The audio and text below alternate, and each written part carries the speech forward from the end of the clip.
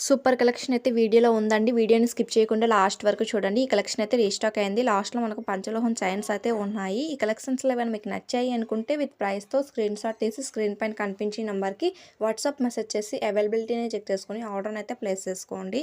అలాగే మీది confirm order అయితే నేను అవైలబిలిటీని చెక్ చేస్తానండి. ఓకేనా. ఆన్లైన్ పేమెంట్ అండి. నో సిఓడి ఆప్షన్ అండి.